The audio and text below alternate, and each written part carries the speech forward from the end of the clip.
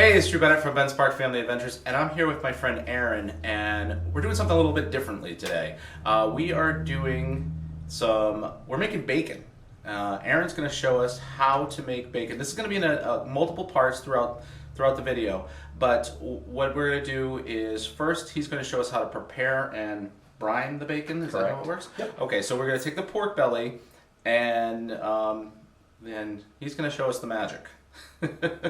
So we've got here some fresh pork belly.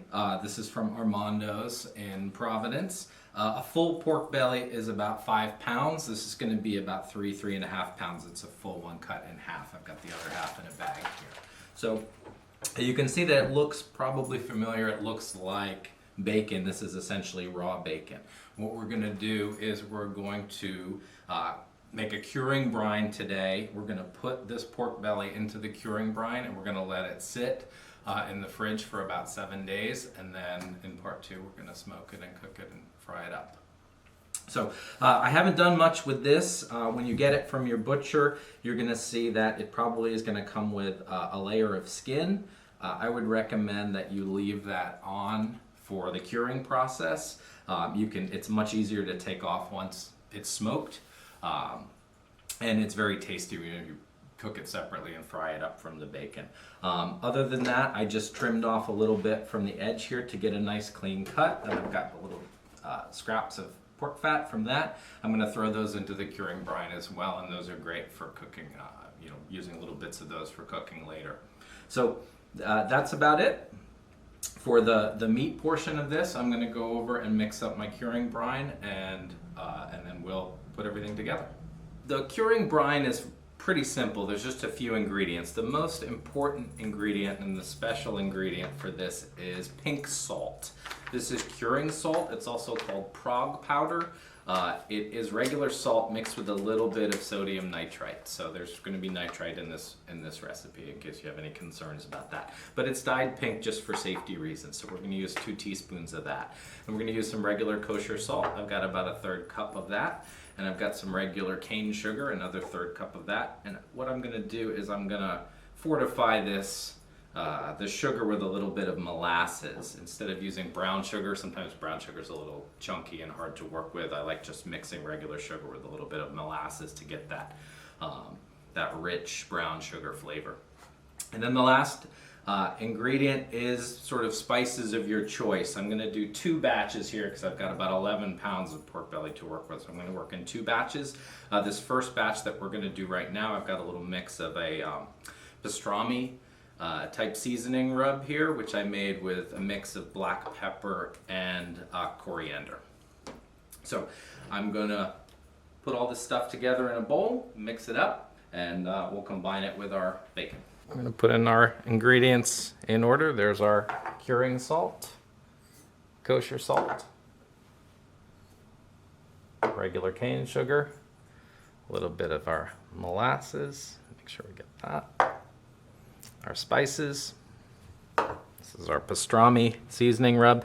What I'm going to do is I'm going to mix these up, and I'm just going to add a little bit of water that's going to help it form. I want like a little bit of a slurry kind of paste because I want this to be able to get spread all over the pork belly. So that looks just about right. So we don't want to dilute it too much, but we do want it to move freely within the giant Ziploc bag that we're going to put this in. And that looks pretty good. What I've got here is I've got a 2-gallon Ziploc bag here, a freezer bag, and I'm just going to go and get my curing brine, give it a stir, and I'm going to pour that right into the bag. I want to make sure I get all of the good stuff in the bottom of that bowl. And then we are going to take the other half of our pork belly, put that right in there, and those little bits that I had taken off the end, I'm just going to put those in there too so they get cured. And I want to push this down, get a good seal on that. And now I'm going to just give this a nice little back rub here.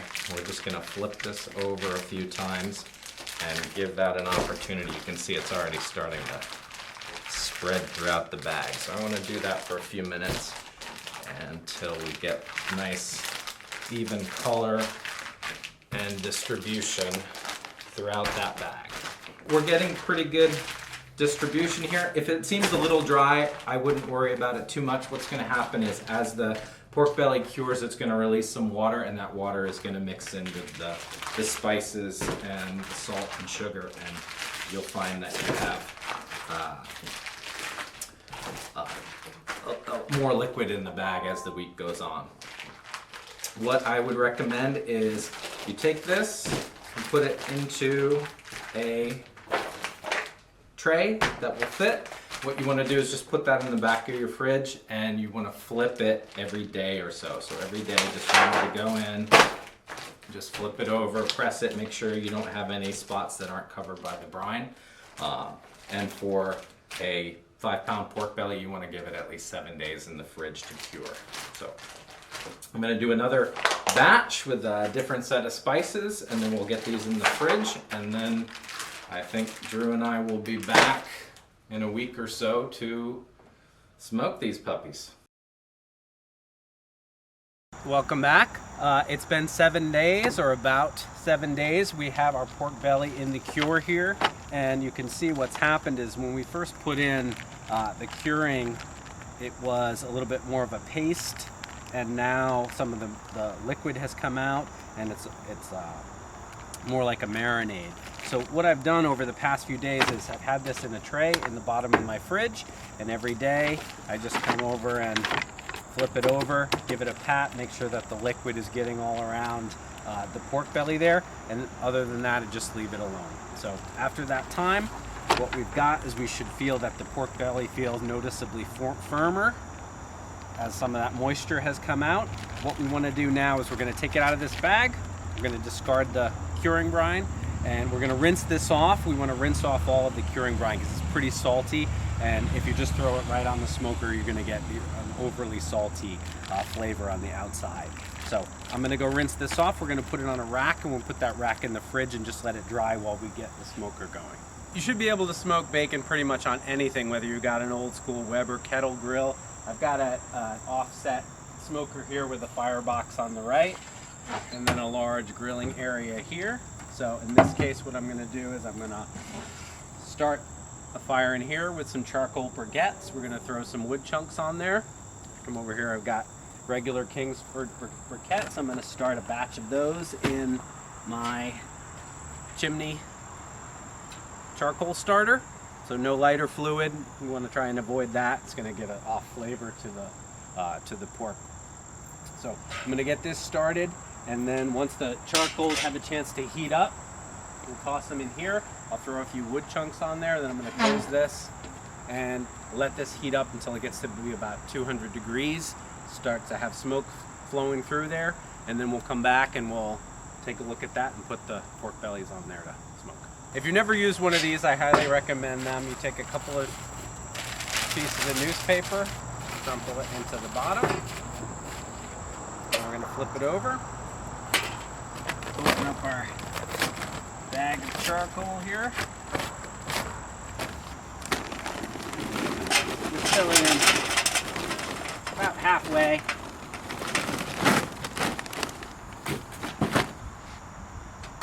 And we'll just put this in a safe area. I've got my spot over here.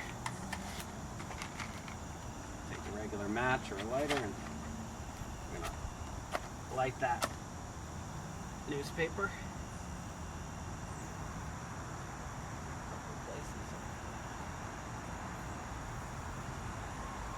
And we give that about 15 or 20 minutes. We should see the coals get nice and hot, start to get covered with gray ash, and we'll dump them in the smoke.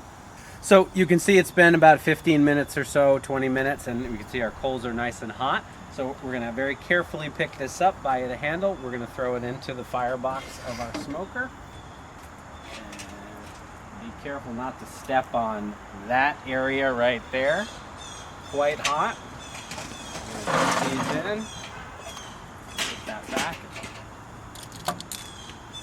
And what we're going to do is just spread those around. And I'm going to put a couple of hickory chunks right on top of these hot coals. It's going to give us some smoke. Close that up. Make sure the vents are open. I'm going to let this start to flow, and then I'll close this. Open up the vents. And I've got there's a thermometer built into most of these grills, but you don't really want to trust this. So I would recommend you get a digital thermometer that'll measure the temperature of your smoker. We want to wait till that gets to be about 200 degrees, and then we'll go to the fridge and grab our pork bellies to throw them on here. We're just about up to temp here. It's just getting over 200 degrees.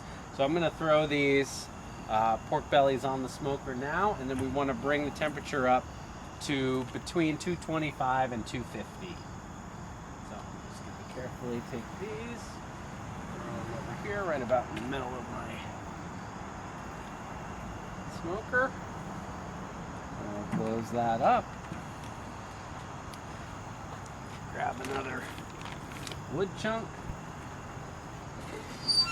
Throw that on there. We should be in good shape. I want to let that heat up, keep an eye on the temperature, and we will check that in about half hour or so. It's been going for about 35 minutes now. You can see if you take a look, we're starting to get a little bit of nice brown color on these. I just loaded up a few more wood chunks and threw a few more briquettes on there. We're going to keep this going for about 2.5 hours.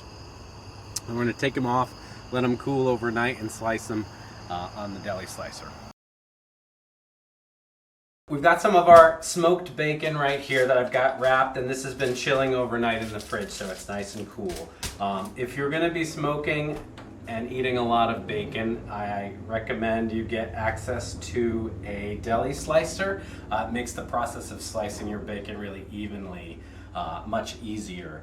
This one I borrowed from a friend, which is great convenience. So what I'm going to do is I'm just going to open this up. So this has already been smoked. Now, what we've done here is, for the smoking process, I left the rind or the skin on the bacon. What I'm going to do is, before I slice it, I'm going to cut that off. So I'm just going to get myself a sharp knife, and I'm going to go through. I'm just going to get a corner of this and get it started, and we're going to take this off. We can use this to make cracklins, and you can find recipes for how to do that online. But you did something you definitely want to save. You can use it when you're cooking beans or other recipes, soups or things like that. Anything we want to infuse with smoky, meaty flavor. So let me get a sharp knife, and then I'll take you through the process of just trimming off the rind on this piece, and then we'll slice it up. Got a small sharp knife. A steak knife here is just fine as long as it's sharp. And I'm going to just cut into this. This is going to be nice and easy cutting because I've got just right under the skin layer, and I'm going to take a little bit of the fat with it, and I just want to follow along the lines of the rind, and you're going to see that was pretty smooth. It came right off. So you can see I left plenty of fat on there. That's going to be part of our bacon, and then our rind is going to go and be saved for another use. I'm going to wrap that up. And we've got our deli slicer ready to go. So what I'm going to do is, depending on the attachments that you have, you may find that it's harder or easier to get the whole piece in. So you may have to remove some of that piece to get it to go. You just want to very carefully run through. Dog's excited. And we have a nice thick slice of bacon. And then on most of these you can adjust the thickness on a little bit thinner slice here.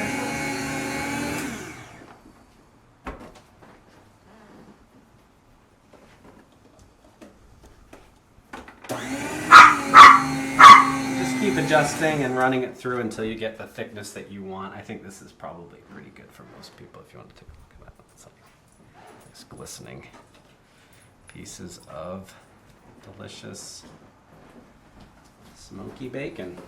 We finished slicing, and you can see right here we just got what looks like what it is, which is just finished bacon, all sliced up, ready to get packaged. You can vacuum seal it, you can throw it in a frying pan, or you can throw it in the fridge. It'll keep for a while as long as you don't leave it there too long. This is the fun part. I've got some of our bacon bits here that I'm going to just put into my cast iron skillet. We're going to fry these up and see how they taste. One of the things that you'll notice with your homemade bacon is when you fry it up, you're going to get a lot less water released. It is going to render a bit of fat into the pan. You're going to see that melting out as it cooks.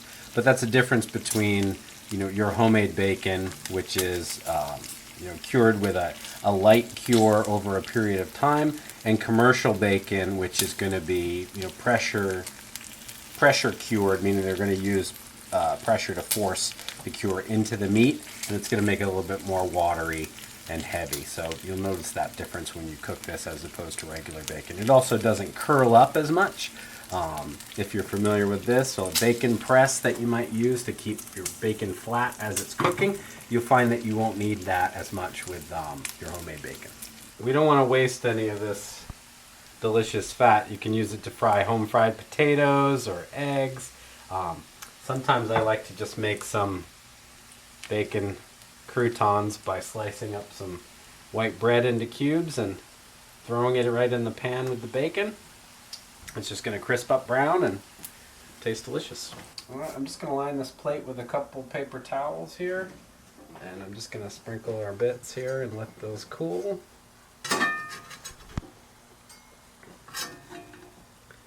This will be our snack to see how we did.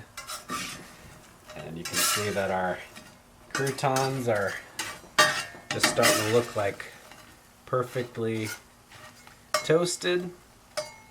So we'll leave those in for just another minute, make sure we got all the sides, and then we'll take those out and try those as well. Well, this is what I've been waiting for. Should we try it? Yeah, let's do this. All right, great. Here. Oh, all right.